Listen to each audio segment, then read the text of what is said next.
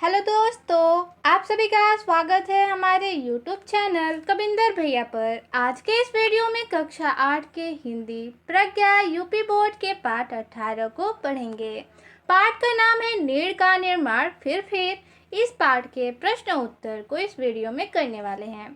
तो देखिए, दिया है कुछ करने को। इसमें पहला प्रश्न है, आशावान व्यक्ति कभी पराजित नहीं होता है विषय पर कक्षा में भाषण प्रतियोगिता आयोजित कीजिए। ठीक है, आप अपने कक्षा में भाषण प्रतियोगिता आयोजित कीजिए और टॉपिक का नाम है यानी शीर्षक है आशावान व्यक्ति कभी पराजित नहीं होता है। ठीक है, तो इस पर भाषण कैसे प्रस्तुत कर सकते हैं, देखिए। सबसे पहले हेडिंग, आशावान व्यक्ति कभी पराजित नहीं होता है। इसके अंतर्गत लिखेंगे, आशा मनुष्य के जीवन की सबसे बड़ी शक्ति है। आशावान व्यक्ति कठिन से कठिन परिस्थितियों में भी हार नहीं मानता और निरंतर प्रयास करता रहता है। वह आत्मविश्वास के बल पर अपने लक्ष्य को प्राप्त करता है तथा अपने भाग्य का स्वयं निर्माण करता है। इसके विपरीत निराश व्यक्ति सफलता प्राप्त नहीं कर पाता। इसलिए हमें हमेशा आशावादी, आत्मविश्वासी और परिश्रमी बनकर जीवन में आगे बढ़ना चाहिए। आगे है प्रश्न नंबर 2, किसी पक्षी अथवा घोंसले का चित्र बनाएं। तो ये आप लोग खुद से बना सकते हैं, किसी भी पक्षी या फिर घोंसले का चित्र बनाइए। आगे देखिए, विचार और कल्पना से पहला प्रश्न है, जैसे चिड़िया अपना घोंसला बनाती है वैसे ही मनुष्य अपने घर बनाता है। बताइए, एक घर के निर्माण में किन किन वस्तुओं की आवश्यकता होती है। उत्तर लिखेंगे, एक घर के निर्माण में ईंट, सीमेंट, रेत, सरिया, गिट्टी, लकड़ी, पानी तथा अन्य निर्माण सामग्री की आवश्यकता होती है।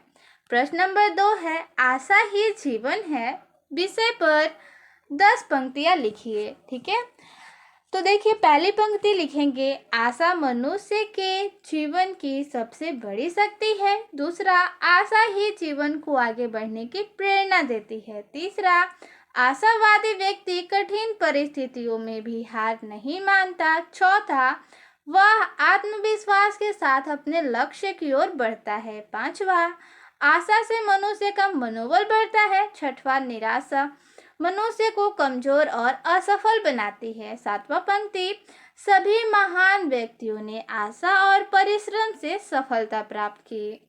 अगला पंक्ति लिखेंगे, आशावादी व्यक्ति हर समस्या का समाधान खोज लेता है। नौवां, हमें हमेशा सकारात्मक सोच रखनी चाहिए, इसलिए कहा जाता है कि आशा ही जीवन है।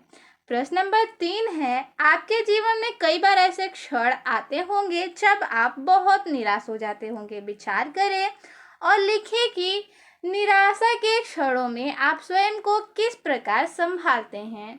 उत्तर लिखेंगे, जब मैं निराश होता हूँ या फिर होती हूँ तब मैं धैर्य रखता हूँ और सकारात्मक सोचने का प्रयास करता हूँ।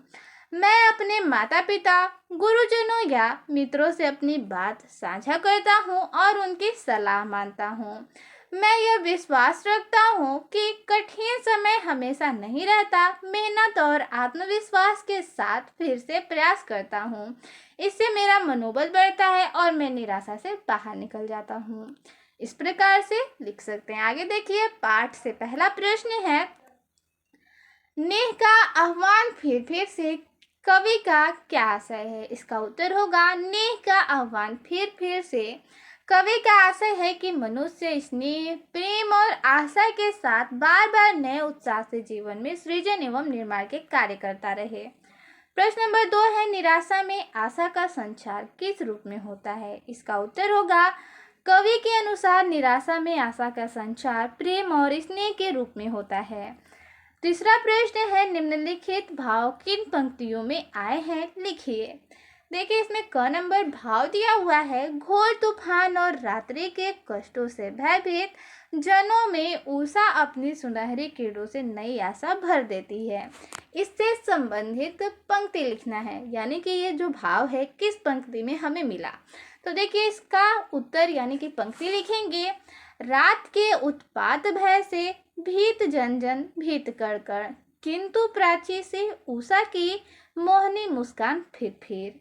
आगे है ख नंबर, भाव दिया हुआ है तेज आंधी के झोंकों के चलने से जब बड़े बड़े पेड़ पर्वत कांपने लगते हैं, बड़े बड़े पेड़ उखड़ जाते हैं, तब तिनकों से बने हुए घोंसले की क्या स्थिति होगी। इससे संबंधित पंक्ति हो जाएगा, बह चले झोंके की कांपे भीम कायावान भूधर, जड़ समेत उखड़ पुखड़ कर गिर पड़े टूटे बिटप पर, हाय तिनको से विनिर्मित घोंसलों पर क्या न बीती। आगे देखिए, चौथा प्रश्न है, सतत संघर्ष और निर्माण के प्रक्रियाओं की उपमा कवि ने किससे दी है। उत्तर होगा, कवि ने सतत संघर्ष और निर्माण की क्रियाओं की उपमा चिड़िया के बार बार अपना नीड़ अर्थात घोंसले बनाने तथा स्नेह के बार बार आह्वान करने से दी है। आगे है प्रश्न नंबर 5, निम्नलिखित पंक्तियों के भाव स्पष्ट कीजिए। पंक्ति है क नंबर, रात सा दिन हो गया फिर रात आई और काली। इसका भाव होगा, धूल से भरे बादलों ने आकाश को इस प्रकार ढक लिया कि दिन भी रात जैसा अंधकारमय हो गया और चारों ओर घना अंधेरा छा गया। ख नंबर है, पंक्ति दिया है, बोल आशा के विहंगम किस जगह पर तू छिपा था। इसका भाव हो जाएगा, कवि आशा रूपी पक्षी से पूछता है कि हे आशा के पक्षी, अब तक तुम कहाँ छिपे थे। अब तुम प्रकट होकर मनुष्य के हृदय में नया उत्साह, साहस और आत्मविश्वास जगा रहे हो।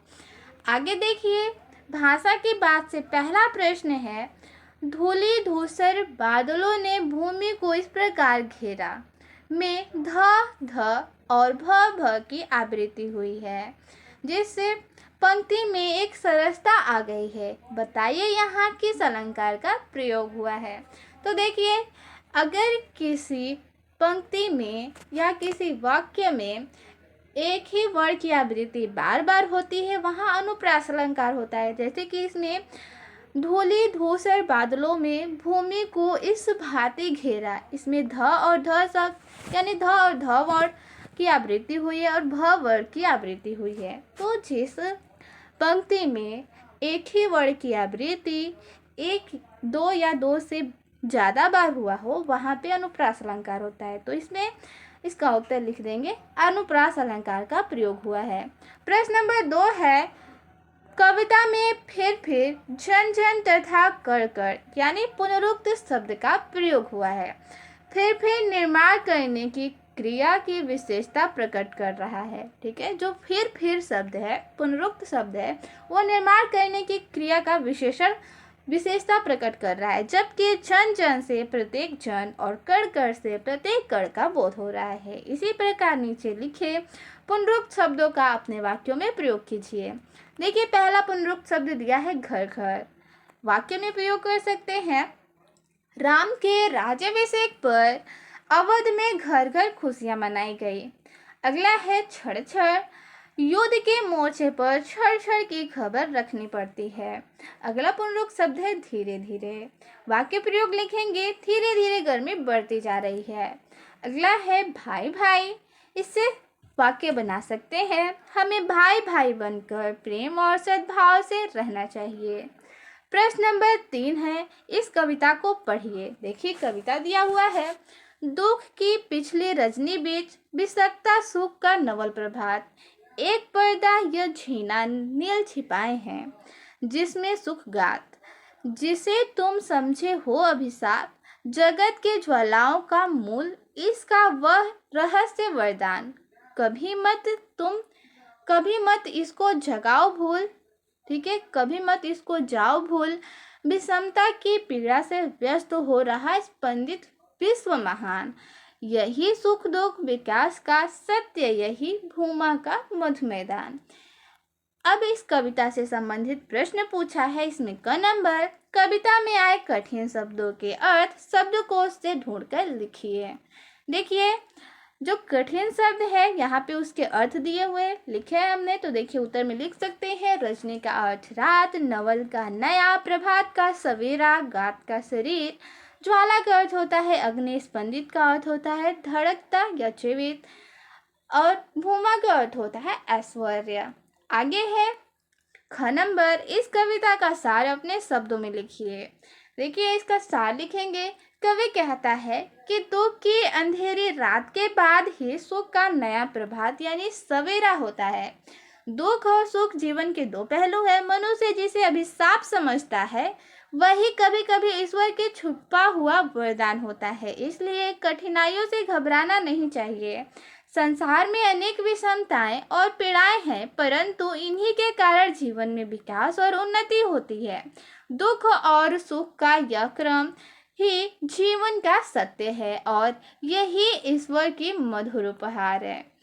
आगे है ग नंबर, कविता पर अपने साथियों से पूछने के लिए प्रश्न बनाइए। पहला प्रश्न बना सकते हैं, दुख की पिछली रजनी बीच विसकता सुख का नवल प्रभात से कवि का क्या तात्पर्य है। और दूसरा प्रश्न बना सकते हैं, जग की पीड़ा के क्या कारण है।